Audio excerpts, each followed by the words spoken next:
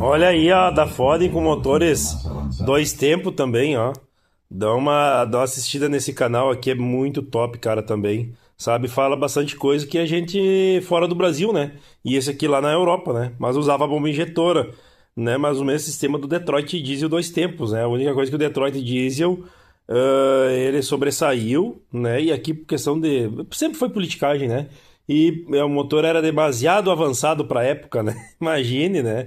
Você tá doido. E ainda. Só que esse aqui com bomba injetor, o Detroit não tinha, era injeção direta, né? Então um sistema mais simplificado, menor peso e tudo, né? Confere lá, cara, topzinho Una mesmo a alianza história. decisiva. É bom da gente saber essas histórias, porque a gente não fica preso só o que a gente acha que tem no Brasil, que como se é o que demanda no mundo todo, né? Mas não é bem assim, a nossa realidade parece ser um pouco diferente dos outros países, né? É monopolizado, né? El renacer del proyecto.